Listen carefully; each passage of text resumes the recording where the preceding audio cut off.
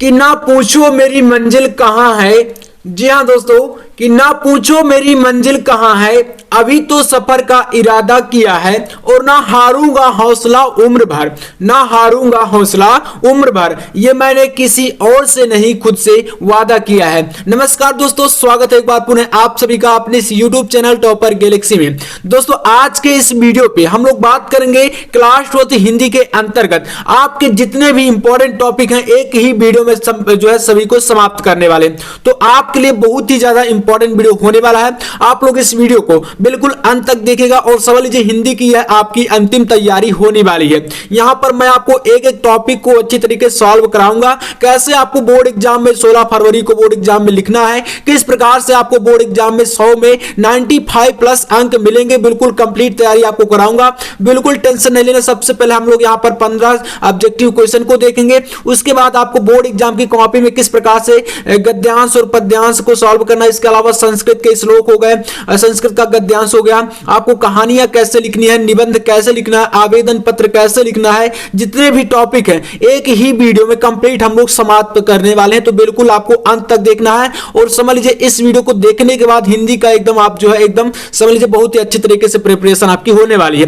तो चलिए हम लोग शुरू करते हैं और यार वीडियो पसंद आए तो लाइक कर देना और चलिए शुरू करते हैं। चल सबसे पहले यहाँ पर देखते हैं, हम लोग यहाँ पर देखिए ऑब्जेक्टिव क्वेश्चन को देखते हैं पहले और इसके बाद हम लोग इनको जो है सॉल्व करेंगे। देखिए आपको ऑब्जेक्टिव क्वेश्चन अच्छे तरीके से देखना है क्योंकि 10 नंबर आपका यहीं से पक्का होता है और अगर आप कॉपी में शुरुआत में ही मिस्टेक कर देते हैं तो यार काफी मतलब एक प्रकार से जो है जो एग्जामिनर आपकी कॉपी चेक करते हैं उन पर जो है मतलब एक प्रकार से गलत इफेक्ट जाता है। तो इसलिए सबसे पहले ऑब्जेक्टिव आपको एक भी नहीं गलत करना, ये ध्यान दीजिएगा। तो पहला क्वेश्चन देखिए क्या कह रहा है कि साहित्यालोचन गद्य की विधा है। जो आपका दोस्तों साहित्यालोचन है ये कृति है, इसकी विधा क्या है, ठीक है। तो इसकी हमें विद्या बतानी है। तो यहां पर आपके पास 4 ऑप्शन है, नाटक, आलोचना, उपन्यास और निबंध।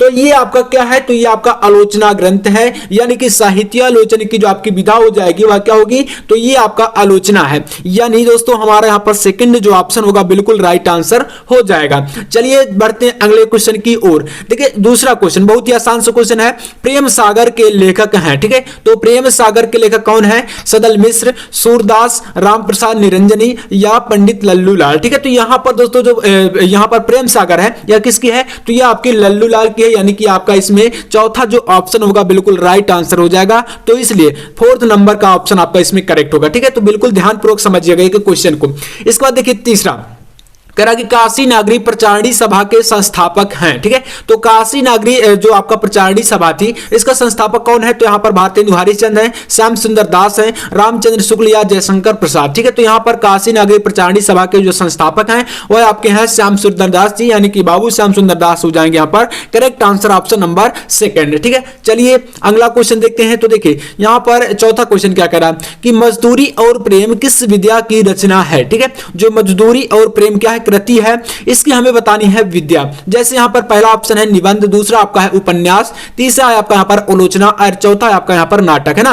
तो मजदूरी और प्रेम किस विधा की रचना है, तो ये आपका दोस्तों यहां पर हो जाएगा ऑप्शन नंबर 1 यानी कि निबंध, ठीक है। तो यहां पर मजदूरी और प्रेम क्या है, आपका निबंध विधा है, यानी कि इसमें आपका राइट आंसर हो जाएगा नंबर 1 विकल्प, ठीक है। चलिए 5वां क्वेश्चन देखते हैं। तो बहुत ही आसान सा क्वेश्चन देखिए, हिंदी एकांकी के जनक माने जाते हैं। तो हिंदी एकांकी के जनक किसे कहा जाता है, जगदीश चंद्र माथुर, उदय शंकर भट्ट, राम कुमार वर्मा या विष्णु प्रभाकर को।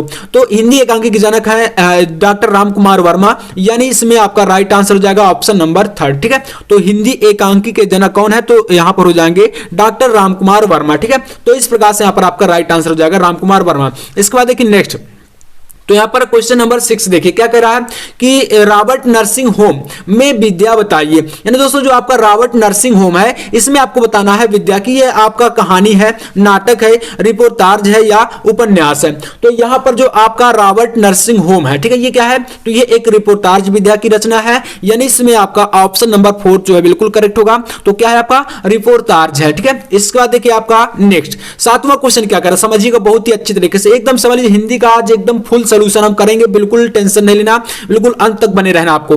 तो अंधेरी नगरी के रचनाकार, अंधेरी नगरी एक कृति है, तो इसके रचनाकार कौन है? प्रताप नारायण मिश्र है, या भारतेंदु हरिश्चंद्र, या आपका यहाँ पर ऑप्शन नंबर 3 है हरिकृष्ण प्रेमी, और अगला है आपका यहाँ पर राम कुमार वर्मा। तो यहाँ पर जो आपका कृति है अंधेरी नगरी, इसके रचनाकार है भारतेंदु हरिश्चंद्र, ठीक है। तो इसलिए यहाँ पर आपका ऑप्शन नंबर जो सेकंड होगा भारतेंदु हरिश्चंद्र, ये आपका बिल्कुल करेक्ट आंसर हो जाएगा, ठीक है। तो अंधेरी नगरी के रचनाकार हैं आपके भारतेंदु हरिश्चंद्र। तो इस प्रकार से आपके 7 ऑब्जेक्टिव हुए। चलिए नेक्स्ट देखते हैं क्वेश्चन नंबर 8 को, ठीक है। तो देखिए 8वां क्वेश्चन क्या कह रहा है कि निंदा रस निबंध के लेखक हैं। तो देखिएगा दोस्तों, जो आपका निंदा रस क्या है? निबंध है, ठीक है। पहली बात तो यहाँ पर हमें एक ये बात पता चली कि जो निंदा रस है वह क्या निबंध है। कभी कभी हो जाता है ऐसा क्वेश्चन कि पूछ लिया जाता है कि आपका मतलब निंदा रस जो है किस विधा की रचना है, तो इसलिए क्या है आपका निबंध है। अब इसके लेखक कौन है? तो हजारी प्रसाद द्विवेदी है, या प्रेमचंद्र है, या आपका नेक्स्ट है आपका हरिशंकर परसाई, या चौथा आपका जैनेन्द्र कुमार। तो देखिए जो निंदा रस निबंध है वह क्या है? तो ये दोस्तों आपका यहाँ पर किसका है? तो ये आपका हरिशंकर परसाई का है, ठीक है। यानी कि यहाँ पर आपका जो ऑप्शन नंबर 3 होगा बिल्कुल राइट आंसर हो जाएगा। तो यहाँ पर हरिशंकर परसाई जो है बिल्कुल राइट आंसर आपका होगा, ठीक है। तो यहाँ पर नेक्स्ट देखते हैं अगला।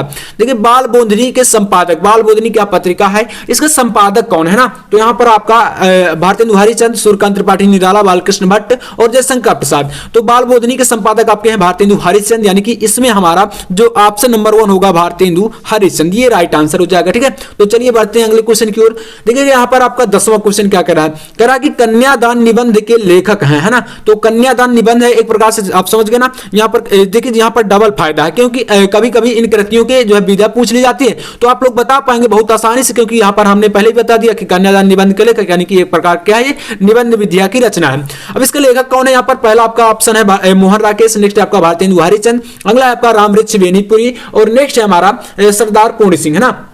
तो ये आपका कन्यादान जो निबंध है क्या है? सरदार पूर्ण सिंह जी का है। ये एक पंजाबी कवि थे, ठीक है। तो सरदार पूर्ण सिंह पंजाबी कवि हैं, इन्हीं का ये क्या है? ये आपका निबंध है कन्यादान, है ना। इसका देखिए अगला यहाँ पर 11 नंबर क्वेश्चन है, 100 अजान एक सुजान के लेखक है ना। तो 100 अजान एक सुजान के लेखक कौन है? प्रताप नारायण मिश्र, या आपका बालकृष्ण भट्ट, या राधा कृष्ण दास, इसके बाद है आपका श्रीनिवास दास। तो 100 अजान एक सुजान की इसकी है दोस्तों। तो यह कृति आपकी हो जाएगी बालकृष्ण भट्ट की, यानी इसमें आपका ऑप्शन नंबर जो सेकंड होगा राइट हो जाएगा बालकृष्ण भट्ट।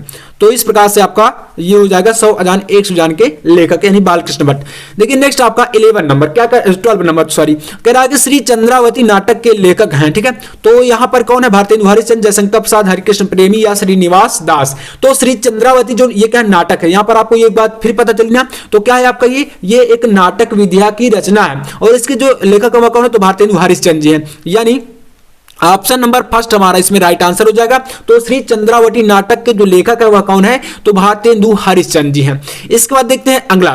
तो यहां पर आपका आता है भाषा और आधुनिकता निबंध के रचनाकार कौन है? तो ये आपने पढ़ा है, आपके बुक में चैप्टर भी है ना। तो यहां पर भाषा और आधुनिकता क्या है? निबंध है एक प्रकार का। तो हरिशंकर प्रसाद, इसके बाद है सुदर्शन अग्रवाल, मोहन राकेश और प्रोफेसर जी सुंदर रेड्डी। तो भाषा और आधुनिकता आपका प्रोफेसर जी सुंदर रेड्डी जी का है, यानी ऑप्शन नंबर 4 यानी कि चौथा विकल्प हमारा इसमें राइट होगा, ठीक है। इसके बाद देखते हैं तो आनंद कादंबनी के संपादक कौन है? ठीक है। तो आनंद कादंबनी आपका बालकृष्ण भट्ट या प्रेमघन यानी कि बद्री नारायण चौधरी प्रेमघन बोलते हैं ना। इसके बाद है लल्लूलाल, इसके बाद है आपका रामचंद्र शुक्ल। तो यहाँ पर आनंद कादंबनी जो है ये क्या है? बद्री नारायण चौधरी या प्रेमघन की कृति है। इस प्रकार से 14 क्वेश्चन हुए। आप देखते हैं नेक्स्ट आपका है पैरों में पंख बांधकर, ठीक है। यात्रा वृतांत कृति है, किसकी है? तो यहां पर आपका रामवृक्ष बेनीपुरी की है, या डॉक्टर संपूर्णानंद, या मोहन राकेश, या वासुदेव अग्रवाल। तो पैरों में पंख बांधकर यह किसकी कृति है? ये पहली बात क्या है, इसकी विधा क्या है? तो यात्रा वृतांत है ना। इसकी विधा क्या है? यात्रा वृतांत है, और इस कृति के रचनाकार हैं रामवृक्ष बेनीपुरी, है ना। तो ऑप्शन नंबर फर्स्ट इसमें जो है बिल्कुल करेक्ट आंसर हो जाएगा।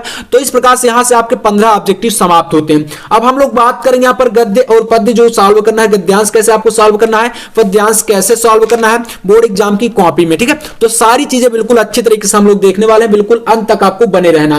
देखिए यहां पर सबसे पहले आप लोग समझिए, आपका जो जैसे आता क्या 10 नंबर के लिए आता है एक गद्यांश, है ना। जैसे आपका आगे की धरती माता की कोख में अमूल्य निधियां भरी हैं, और जिनके कारण वह वसुंधरा कहलाती है, और उनसे कौन परिचित न होना चाहिए, ऐसा करके आपका एक पैसेज रहता है। आपको पहचानना है तो वहां पर संदर्भ लिखना है, तो संदर्भ तो बहुत आसानी से आप लिख लेंगे, जिस भी चैप्टर का रहेगा आप बिल्कुल कर ले जाएंगे। जैसे यहाँ पर ये किस चैप्टर से, तो यह दोस्तों आपका राष्ट्र का स्वरूप से लिया गया। और राष्ट्र का स्वरूप जो आपका फर्स्ट चैप्टर है वासुदेव अग्रवाल जी का बहुत ज्यादा इंपॉर्टेंट चैप्टर है, तो आप लोग इसको बिल्कुल पढ़ के जाइएगा, एकदम मोस्ट इंपॉर्टेंट है। ठीक है, तो यहाँ पर देखिए इसमें आपको संदर्भ कैसे लिखना है कि प्रस्तुत गद्यांश हमारी है, क्योंकि गद्यांश है ना, तो इसलिए यहाँ पर काफी सारा मिस्टेक करते हैं, गद्यांश और पद्यांश में फर्क नहीं समझ में आता आपको, तो गद्यांश और पद्यांश में पहले आपको फर्क आना चाहिए ना। तो ये क्या गद्यांश है, तो लिखेंगे प्रस्तुत गद्यांश हमारी पाठ्य पुस्तक हिंदी के राष्ट्र का स्वरूप। अब देखिए इसमें आपको चीजें ध्यान देना क्या है, तो देखिए जैसे हमने लिखा कि राष्ट्र का स्वरूप, तो इसको आप ब्लैक पेन से भी लिख सकते हैं। ठीक है, जब आप लोग संदर्भ लिखेंगे इस प्रकार से कॉपी में, जैसे आपका ये कॉपी ही है, ठीक है, सेम कॉपी है, तो इसमें आपको जैसे राष्ट्र का स्वरूप आ गया, तो इसको आप लोग ब्लैक से लिख दीजिए ना बीच में। इसी के बाद आपका आया नामक पाठ से अवतरित है और इसके रचयिता वासुदेव अग्रवाल जी है, तो इनका जो नाम है ये अभी आप ब्लैक से कर दीजिए, तो इससे आपका यूनिक दिखता है और आपकी कॉपी बहुत ही अच्छी दिखती है। और एग्जाम में जो आपकी कॉपी चेक करते हैं तो वहां पर जो है उनकी जो नजरें वह इन पर जो है सीधे पड़ जाती है, तो काफी अच्छा रहता है। तो इस प्रकार से आपको करना। बाकी रही व्याख्या की बात, देखिए व्याख्या में काफी ज्यादा कंफ्यूजन होती है, मैं आपको बता दूं। जैसे यहां पर कोई आपका रेखांकित अंश की व्याख्या कहने के लिए पूछेगा तो आपका अंडरलाइन करके देगा वहां पर। अब देखिए यहां पर आपको व्याख्या कैसे लिखनी है, सबसे पहले जैसे कहीं पर अगर अंडरलाइन करके दे रहा है तो आपको ये देखना है कि आपको उसमें थोड़ी थोड़ी सी मीनिंग चेंज कर देना है। ठीक है, उसमें ज्यादा कुछ नहीं करना, बस मीनिंग चेंज करिए और उसी को कन्वर्ट करके अपनी भाषा में आपको यहां पर एकदम छाप देना है। मतलब आपको करना क्या है, ज्यादा कुछ नहीं, आपको इसी जैसे यहां पर है धरती माता की कोख में, है ना, तो यहां पर हमने क्या लिखा कि धरती माता के गर्भ में, तो मतलब छोटी छोटी चीजें ऐसी होती हैं जिनको आपको सिर्फ चेंज करके और बस आपको वही उतार देना होता है। वही उतारने का मतलब यह है कि कुछ मीनिंग्स को आपको चेंज कर देना है, बाकी अपनी भाषा में कन्वर्ट करके आपको लिख देना है, तो आपका व्याख्या हो जाती है इसकी। ठीक है, बाकी रही बात पद्यांश की, तो उसको भी हम लोग अभी देखेंगे। बाकी इस प्रकार से क्वेश्चन आएंगे, जैसे कि धरती मां को वसुंधरा क्यों कहते हैं, तो वसुंधरा क्यों कहते हैं, तो आपको इसे जब पढ़ेंगे इसी पैसेज को तब आपको समझ में आएगा, क्योंकि उसमें क्या है धरती माता की जो कोख में अनेक प्रकार की अमूल्य निधियां, अनेक प्रकार के आभूषण है, बहुत सारी चीजें जो है पाई जाती हैं, इसलिए उसको बोलते हैं वसुंधरा। ठीक है, तो ये आपको इसी से मिलेंगे कि नीचे के जो क्वेश्चन होंगे आपके ये आपको पैसेज को पढ़कर ही मिलेंगे, और इसीलिए कहा जाता है कि सबसे पहले 15 मिनट आपको क्वेश्चन पेपर को बहुत अच्छे तरीके से पढ़ना है, और इसीलिए यह समय दिया भी जाता है। ठीक है, अब देखिए ये चीजें आपकी होगी यहाँ पर गद्यांश की। अब हम लोग बात करेंगे पद्यांश आपको कैसे सॉल्व करना है। देखिए यहाँ पर आपके सामने प्रश्न संख्या 4 चौथे नंबर में आपका आता है पद्यांश। देखिए इसमें आपका दिया क्या गया है, तो इसको हम लोग सॉल्व करते हैं। चलिए तो देखिए सबसे पहले समझिएगा, यहाँ पर बताया गया कि ज्यों ज्यों लगती नाव पार उर्मे अवलोकित सत्य विचार, इस धारा से जग का क्रम शाश्वत, इस जीवन का उद्गम शाश्वत है गति, शाश्वत संगम, शाश्वत नव का नीला विकास, शाश्वत सची का यह रजत हास, शाश्वत लघु लहरों का विलास। ऐसा करके आपका एक दिया है पद्यांश। अब देखिए इसमें क्वेश्चन आते हैं किस प्रकार से, कहता है कि संदर्भ लिखिए इस प्रकार से। यहाँ पर आपको देख रहे हैं क्वेश्चन दिख रहे हैं, जैसे पहला आगे हो गया आपका उपयुक्त पद्यांश का संदर्भ लिखिए, इस पद्यांश में अनुसार शाश्वत का क्या आशय है। ऐसे क्वेश्चन आपके आते हैं, यहाँ पर व्याख्या भी करिए। मतलब यहाँ पर 5 क्वेश्चन आते हैं आपके, और उसमें से आपको करना होता है उनका जो है 2-2 नंबर का एक क्वेश्चन आता है, क्योंकि यहाँ पर 10 नंबर का आता है, जिससे आपका 10 नंबर का क्या होता है, 10 नंबर का आपका गद्यांश भी होता है और 10 नंबर का आपका पद्यांश भी होता है। तो इसमें कुल मिलाकर आपको मिलते कितने हैं, तो यहाँ पर आपको 10-10 नंबर के यानी कि 5 क्वेश्चन रहते हैं, तो उसमें आपका 2-2 नंबर का एक क्वेश्चन रहता है। देखिए संदर्भ कैसे लिखना है, तो बिल्कुल आपको इसी प्रकार से कॉपी में छापना है। बस आपका चेंज क्या होगा, तो जैसे किसी और से आगे चैप्टर से, तो आपको यहाँ पर नाम जो है चैप्टर का और लेखक का नाम चेंज करना, बाकी यही चीजें होंगी।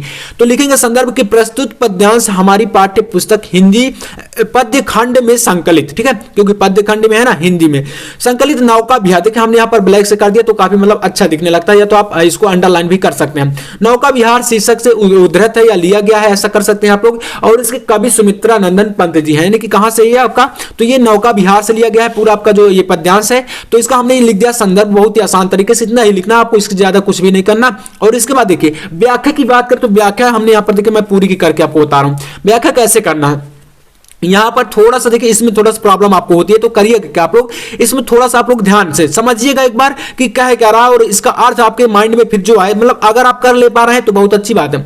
अगर आपको थोड़ा सा प्रॉब्लम हो रही है तो आपके माइंड में अच्छी तरीके से जो भी समझ में आए उसी को लिखना। जैसे हमने लिखा कि प्रस्तुत पंक्तियों के माध्यम से कवि कहता है, इतना तो आपको बताना ही पड़ेगा शुरुआत में सबसे पहले, क्योंकि अगर कोई पंक्ति दी गई है, कोई गद्यांश पद्यांश आ रहा है तो उसमें कवि या लेखक ही बताएंगे, तो इसलिए यहां पर आपको इतना तो बताना पड़ेगा कि प्रस्तुत पंक्तियों के माध्यम से क्या है, कवि कहता है कि क्या कहता है कि जिस प्रकार नदियों की धारा अनादिकाल से प्रवाहित हो रही है, यानी कि ज्यों ज्यों लगती नाव पार उर्मे अलौकिक सत्य विचार, जैसे जैसे मतलब नाव पार का मतलब यहां पर है कि जैसे नदियों की धारा की बात करें, ठीक है, नदियां क्या है, जैसे गंगा की बात करें, नदियों की बात करें, तो हमेशा उनमें जल जो है बहता रहता, मतलब कि एक प्रकार से उनका जो मतलब कि जल है वह कभी रुकता नहीं है, एक प्रकार से चाहे गर्मियां हो, मतलब जो भी मौसम आता है उसमें क्या होता है, पानी जो है खत्म नहीं होता, लगातार जो है चलता रहता है। तो मतलब यही है यहाँ पर कि नदियों का जो धारा है वह अनादिकाल से प्रवाहित हो रही है, हमेशा प्रवाहित होती है, ठीक है। और इसके बाद चली आ रही है उसी प्रकार यह संसार भी अनादिकाल से चला आ रहा है, जिस प्रकार गंगा के जल का उद्गम प्रवाह एवं सागर में मिलना शाश्वत है, यानी शाश्वत का मतलब जैसे जो गंगा है वह निकलती है और फिर पुनः जब उसका जल है मतलब कि उसका अंत कहां से होता है, तो वह सागर में जाती है, ठीक है। और ऐसा प्रक्रिया चलती रहती है मतलब हमेशा चलता ही रहता है इस प्रकार से, ठीक है। तो इसी प्रकार से व्यक्ति का जीवन भी है, मतलब कि जीवन क्या है, हमेशा चलता ही रहता है, मतलब एक बार जो है मृत्यु होती है, फिर जन्म, फिर मृत्यु, मतलब इस प्रकार से क्या होता है, चलता है। तो ये चीजें होती है, तो यहां पर यही बताया गया इसमें, और इसलिए हम यहां पर क्या किए, इसकी व्याख्या कर दी है, ठीक है। इस प्रकार से आपको कर देना है। बाकी रही बात यहाँ पर क्वेश्चन और पूछे जाते हैं जैसे कि शाश्वत का क्या अर्थ है, तो हमने यहाँ पर बताया कि शाश्वत का अर्थ है नित्य, यानी कि लगातार चलना। इसके बाद है कवि ने जीवन के शाश्वतता की ओर किस संकेत कर रहे हैं, तो यानी क्वेश्चन आपका ये पूछ रहा है कि जो पंत जी हैं वह किस अदृश्य सत्ता की ओर संकेत कर रहे हैं, तो हमने यहाँ पर इसका आंसर बता दिया कि कवि ने जीवन की शाश्वतता की ओर संकेत किया है, यानी कि जीवन पर ही उन्होंने फोकस किया है कि जीवन जो है लगातार चलता रहता है, तो इसलिए यहाँ पर ये चीजें आपको इसमें बता देनी है ना। अब इसके बाद हम बात करें यहाँ पर देखिए जीवन परिचय भी आपका आता है, तो जीवन परिचय आपको कैसे लिखना है, तो देखिए यहाँ पर जीवन परिचय मैं आपको बता देता हूं। जैसे आपका एक जीवन परिचय होता है कवि का और एक जीवन परिचय आपका आता है लेखक का, है ना। तो यहाँ पर देखिए मैंने एक जीवन परिचय आपको बताता हूं, जैसे यहाँ पर आपको कवि में कैसे लिखना है, साहित्यिक परिचय लिखना होता है, क्योंकि बोर्ड एग्जाम में साहित्यिक परिचय पूछा जाता है ना। अब देखिए यहाँ पर हमने लिया मैथिली चंद्र गुप्त जी का, बहुत ही इंपॉर्टेंट है, ठीक है। तो आप लोग बिल्कुल इसी प्रकार से बोर्ड एग्जाम में आपको बिल्कुल छापना है, ठीक है। जिस प्रकार से मैंने यहाँ पर लिखा है साहित्यिक परिचय, जीवन परिचय, कृतियां, सारी चीजें इसी प्रकार से लिखना, 5 नंबर आपको मिलेंगे। देखिए यहाँ पर हमने क्या किया, सबसे पहले हमने हेडिंग डाला जीवन परिचय, क्योंकि जीवन परिचय लिख रहे हैं। तो हेडिंग डालने के बाद देखिए बहुत ध्यानपूर्वक समझिएगा, आपके बहुत सारे कमेंट आ रहे थे, कमेंट आपको बिल्कुल नहीं करना, केवल आपको वीडियो देखना, जो बता रहा हूं बिल्कुल आपको इसी प्रकार से जो है बोर्ड एग्जाम में आपको बिल्कुल 16 फरवरी को छापना है चीजों को, ठीक है। देखिए यहाँ पर लिखेंगे कि मैथिली चंद्रगुप्त का जन्म सन 1886 ईस्वी में चिरगांव झांसी में हुआ था, और इनके पिता जो है सेठ रामचंद्र गुप्त थे, और सेठ रामचंद्र गुप्त स्वयं एक अच्छे कवि थे, और गुप्त जी पर अपने माता पिता का प्रभाव पड़ा, और आचार्य महावीर प्रसाद द्विवेदी से भी इन्हें बहुत कुछ सीखने को मिला, या मतलब एक प्रकार से बहुत प्रेरणा मिली, है ना। तो ये चीज हो गई। इसके बाद साकेत महाकाव्य पर पारितोषित जो है इन्हें मिला था, और भारत सरकार द्वारा गुप्त जी को साहित्य सेवा के लिए पद्म भूषण से सम्मानित किया गया था, और 12 दिसंबर सन 1964 ईस्वी को महाभारती का सपूत स्वर्ग में विलीन हो गया। मतलब इतनी चीजें बताने, ज्यादा एक्सप्लेन में नहीं जाना, क्योंकि आपके पास समय भी वहां पर कम होगा, और अगर आप ज्यादा एक्सप्लेन करेंगे तो वहां पर आपको मतलब एक प्रकार से समय कम पड़ सकता है ना। तो ये चीजें ध्यान देना। इसके बाद साहित्यिक परिचय आपको कैसे देना है, क्योंकि साहित्यिक परिचय के बगैर आपको नंबर पूरे नहीं मिलेंगे, क्योंकि 2 नंबर का आपका यहाँ पर ये होता है और 3 नंबर का आपका ऊपर का जीवन परिचय। तो देखिए साहित्यिक परिचय में आपको क्या बताना है, लिखेंगे कि गुप्त जी का झुकाव गीति काव्य की ओर था, और राष्ट्र प्रेम इनकी कविता का प्रमुख स्वर रहा है ना। और इसके बाद है इनके काव्य में भारतीय संस्कृति की प्रेरणा पर चित्रण हुआ है, और इन्हें साकेत महाकाव्य पर जो है एक जो पुरस्कार भी मिला, और इसके अलावा हिंदी साहित्य सम्मेलन में प्रयाग से इन्हें जो है मंगला प्रसाद पारितोषिक भी मिला था। तो इस प्रकार से आपको लिखना। बाकी रही बात रचनाओं की, तो रचनाओं में आपको महाकाव्य में जैसे इनका साकेत हो गया, भारत भारती हो गया, इस प्रकार से रचनाएं भी आपको बता देनी है। तो इस प्रकार से आपको यहाँ पर कवि जीवन परिचय में आपको एक पेज में ही समाप्त कर देना है। अगर आप कर सकते तो इसको और भी लिखिए। बाकी यार मैं तो यही कहूंगा कि ज्यादा आपको टाइम वेस्ट नहीं करना, क्योंकि अगर आप जितना टाइम इधर वेस्ट करेंगे उतना ही आपका आगे जो है नुकसान हो सकता है, क्योंकि आपका जो वहां पर हिंदी का पेपर होता है इसमें काफी सारा टाइम लगता है, तो इसलिए आपको टाइम बिल्कुल वेस्ट नहीं करना। अब चलिए बात करते हैं यहाँ पर जो है लेखक जीवन परिचय की। तो लेखकों का जीवन परिचय आपको कैसे लिखना, ध्यान दीजिएगा। तो यहाँ पर लेखक जीवन परिचय में हमने यहाँ पर लिया हजारी प्रसाद द्विवेदी जी का, ठीक है। तो इसमें साहित्यिक परिचय आपको कैसे देना हुआ है मैं आपको बता देता हूँ। देखिए यहाँ पर लिखेंगे आप लोग जितना मैं आपको बता रहा हूँ इसी प्रकार से आपको लिखना है सेम। तो लिखेंगे हजारी प्रसाद द्विवेदी जी का जन्म सन 1907 ईस्वी में बलिया जिले के दुबे का छपरा नामक गाँव में हुआ था, और द्विवेदी जी का साहित्यिक व्यक्तित्व विराट और विलक्षण है। उन्होंने जिस किसी विधा में लिखा उस पर अपने जो है व्यक्तित्व की मौलिकता की छाप छोड़ी है।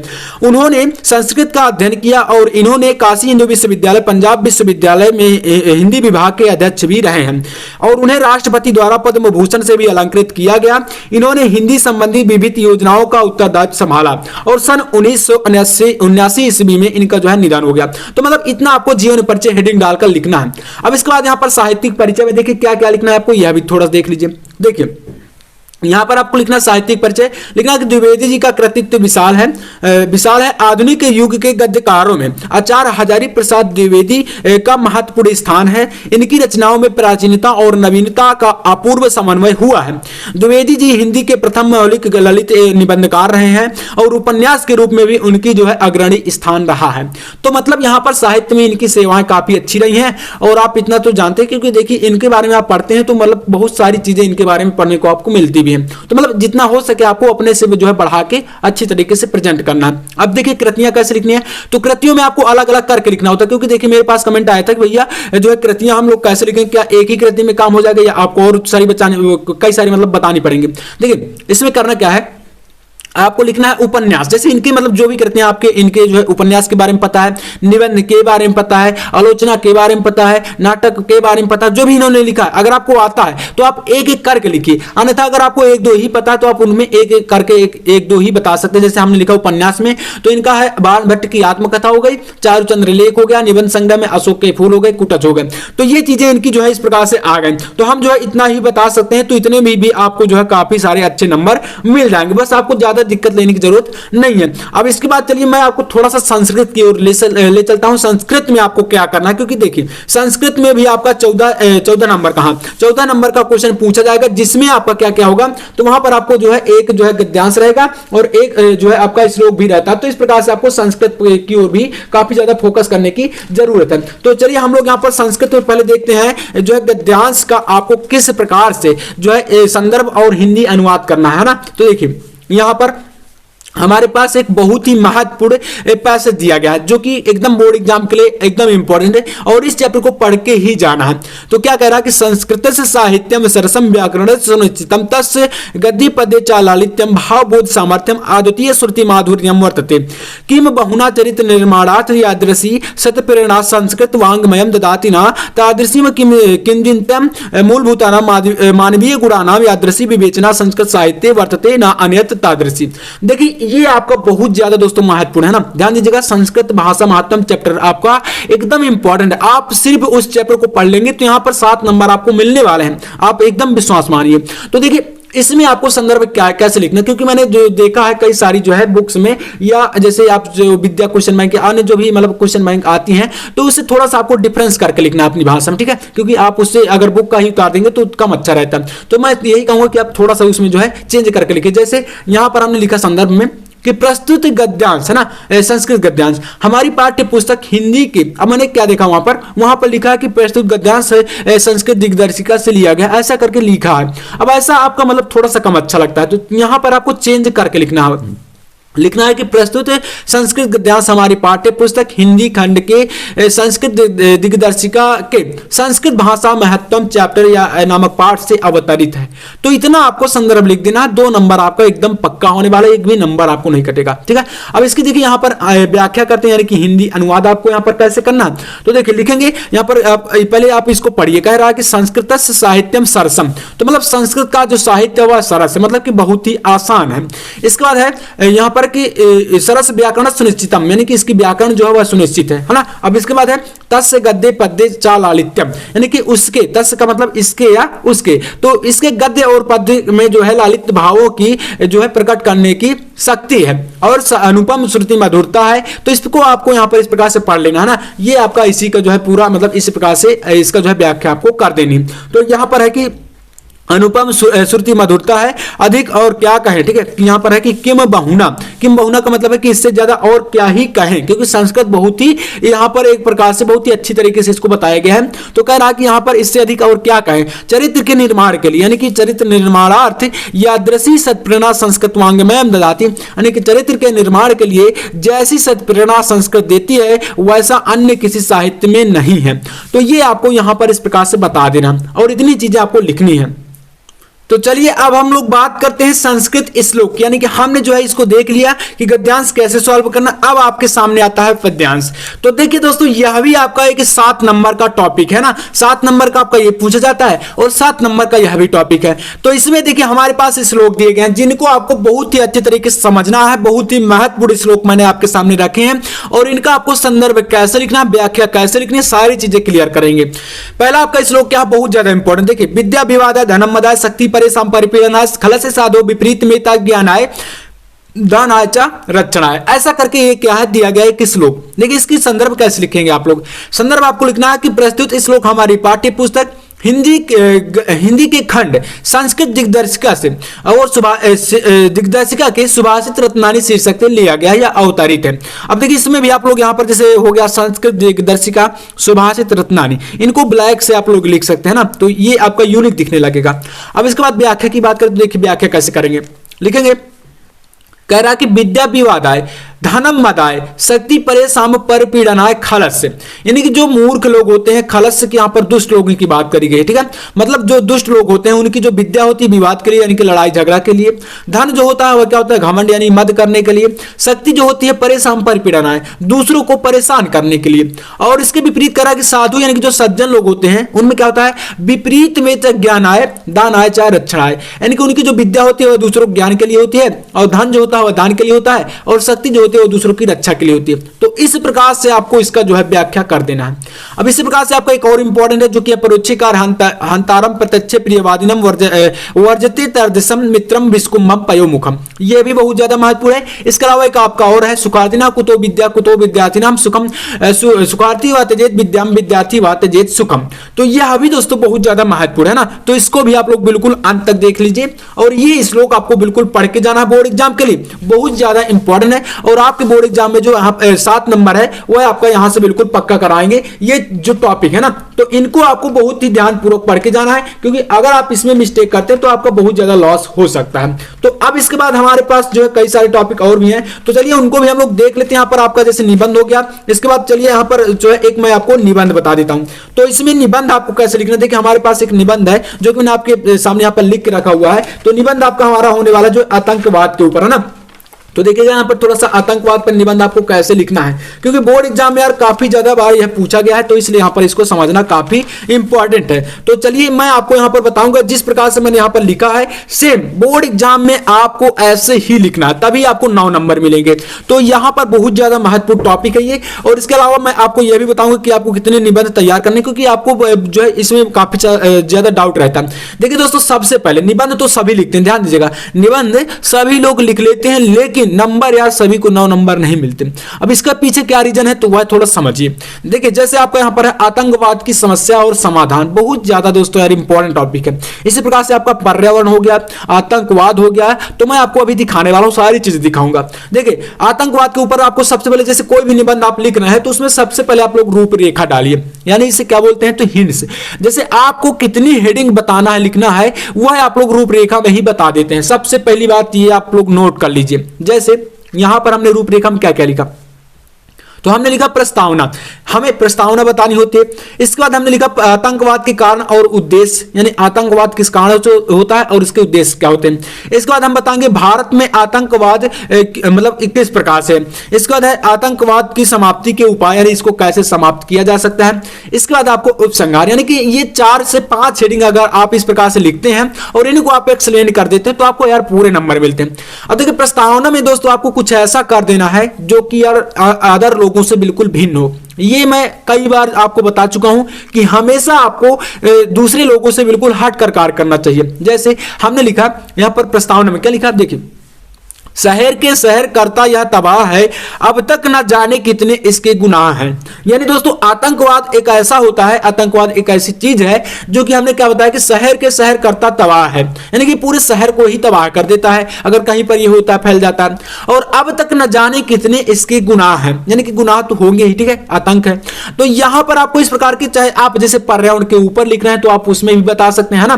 तो ये जैसे पर्यावरण के ऊपर आप लिख रहे हैं तो बता सकते हैं पेड़ काट बस्ती बिस्ती, पर्यावरण निराश और भय प्रदूषण, मतलब शहर में कैसे लेवे सांस, ऐसा कुछ करके मतलब आपको कोई ना कोई कोर्स के माध्यम से जो है प्रस्तावना की शुरुआत करनी है, ठीक है। तो इससे काफी यूनिक दिखता है। तो ये चीजें हमने बता दी। अब यहाँ पर इसके बारे में देखिए कैसे लिखेंगे, तो आतंकवाद हिंसा का, ठीक है, हिंसा क्या होता है, एक प्रकार से आतंक मतलब एक प्रकार से एक जो है स्वभाव है, तो हिंसा का एक ऐसा जो है मतलब कानूनी तरीका है, गैर कानूनी, जो लोगों को डराने के लिए आतंकवादियों द्वारा प्रयोग में लाया जाता है। और आज आतंकवाद एक सामाजिक मुद्दा बन चुका है। आज इसके लिए, ठीक है, आज इसका इस्तेमाल करके आम लोगों को और सरकार को डराने धमकाने के लिए हो रहा है। आतंकवादियों के पास कोई नियम नहीं होते या कानून नहीं होते, मतलब वो जो भी चाहते हैं तो सरकार के खिलाफ कार्य करने लगते हैं, लोगों को अगवा करते हैं, कई सारी चीजें करते हैं ना आतंकवाद में। अब देखिए इसके बाद हमें बताना आतंकवाद को रोकने के उपाय, यानी इसके उद्देश्य, यानी यहां पर इसके कारण और उद्देश्य मतलब कि किस कारण से हो रहा है, ठीक है। देखिए तो यहां पर आप लिखेंगे आतंकवादी व्यक्ति मात्र एक माध्यम होता है और इसके हाथ और हथियार किसी दूसरे के होते हैं। मतलब जैसे बात करें आतंकवादी की, जैसे कोई मतलब आतंकवादी एक समूह होता है, उसमें जो लोग होते हैं वो तो ठीक है मतलब एक प्रकार से आतंकवादी कहलाते हैं, लेकिन उनको जो चलाने वाला होता है कोई अदर होता है, दूसरा जो उनको मैनेज करता है ना, तो यही यहां पर बताया गया।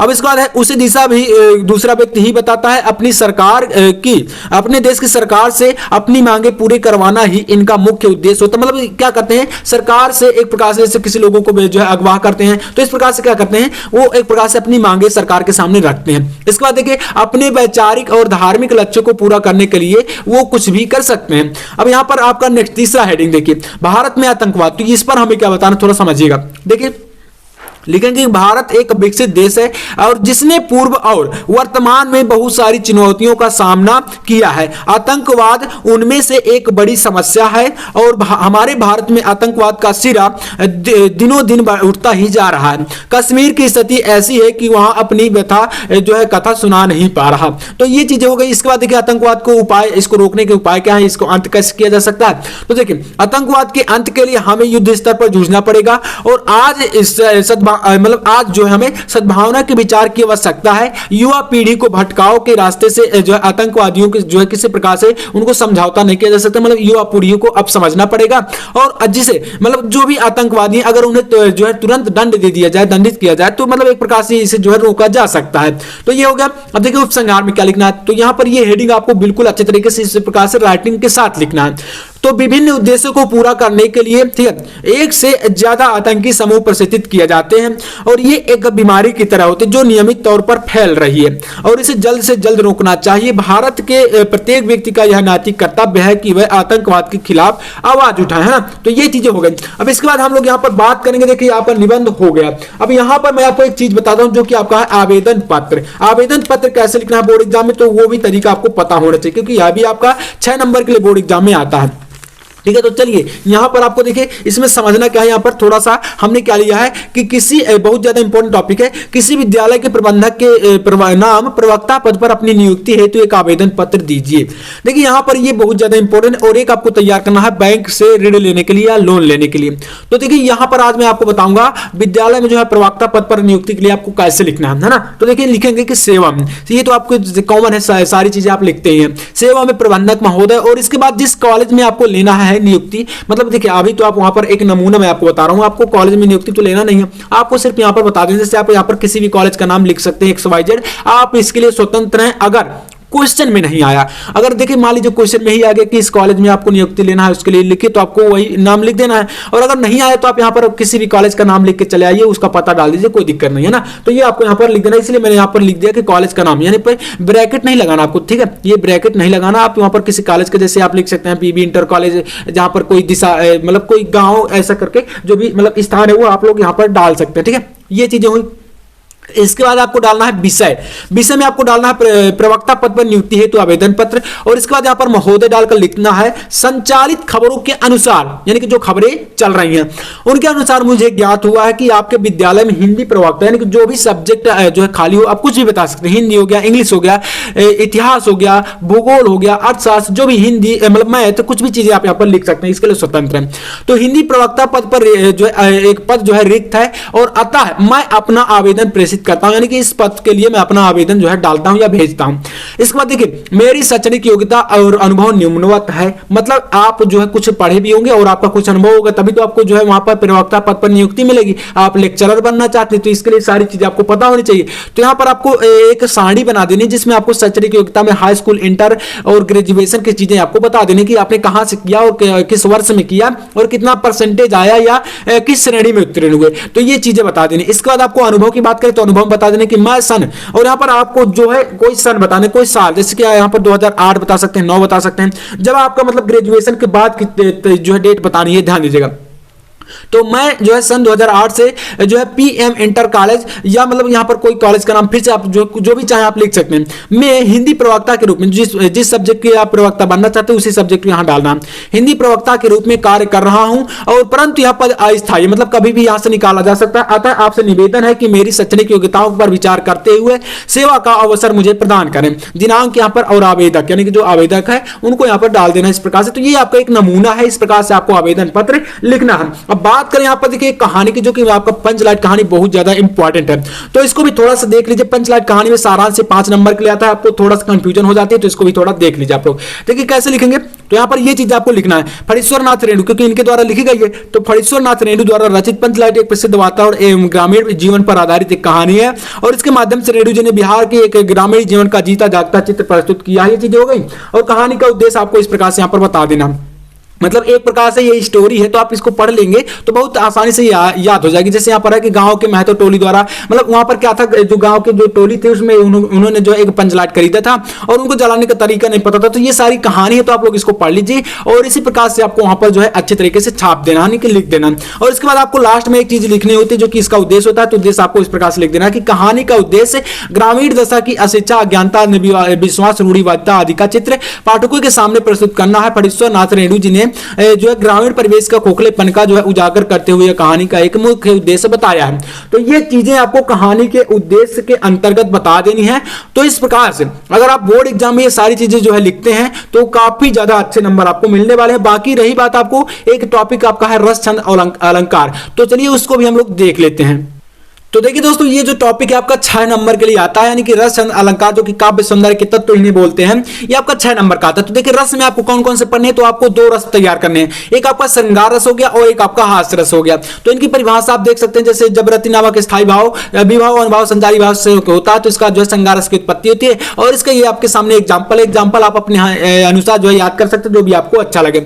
इसके बाद आपका हास्य रस हो गया, तो यहाँ पर हास्य रस की परिभाषा किसी व्यक्ति की विलक्षण आकृति, विकृति, चेष्टाएं आदि को देखकर हृदय में जो भाव जागृत होता है, यही हास्य कहलाता है। तो ये आप इसका जो है एग्जांपल हो गया। अब इसके बाद हम बात करें यहाँ पर आपका जो है छंद की, तो देखिए चौपाई और दोहा, इसमें 2 पढ़ लेने हैं, बहुत ज्यादा इंपॉर्टेंट है। तो ये आपका जो है यहाँ पर 2 नंबर दिला के जाएगा और इसके एग्जांपल भी आप देख सकते हैं। इसका अगर आप स्पष्टीकरण देना चाहते हैं तो आप इसमें लघु और गुरु की मात्रा लगाकर स्पष्टीकरण भी दे सकते हैं, लेकिन आपको स्पष्टीकरण एग्जाम्पल जो है जरूरी नहीं, बाकी आपको परिभाषा और उदाहरण ज्यादा जरूरी है। तो ये चीजें आपको पढ़ लेना। बाकी इसके बाद हम बात करते हैं यहाँ पर थोड़ा सा आपका जो एक टॉपिक है अलंकार। अलंकार में आपको यहाँ पर कौन कौन से पढ़ने, तो देखिए आपका पहला हो जाएगा उपमा अलंकार, बहुत ज्यादा इंपॉर्टेंट है। और इसके अलावा आपको एक पढ़ना है उत्प्रेक्षा अलंकार, तो 2 अलंकार आप पढ़ लीजिए। इस प्रकार से अगर आप ये 6 टॉपिक पढ़ लेते हैं तो आपका यहाँ पर 6 नंबर बिल्कुल क्लियर हो जाएगा और इसको आज ही बिल्कुल पढ़ लेना है ना। इसके अलावा अगर आप पढ़ते हैं तो आपको अपनी मर्जी से पढ़ना, बाकी जो मैं बताया हूं ये अगर आप पढ़ लेते हो तो आपको बोर्ड एग्जाम में 95 आने से कोई रोक नहीं सकता, बिल्कुल इतना ही आएगा। ठीक है, तो चलिए उम्मीद करूं कि आपको वीडियो पसंद आया होगा। वीडियो पसंद आया तो लाइक कर देना और ऐसे इंपॉर्टेंट वीडियो पाने के लिए चैनल को भी सब्सक्राइब कर लेना। मैं आपसे मिलता हूं नेक्स्ट वीडियो में, तब तक के लिए जय हिंद, वंदे मातरम।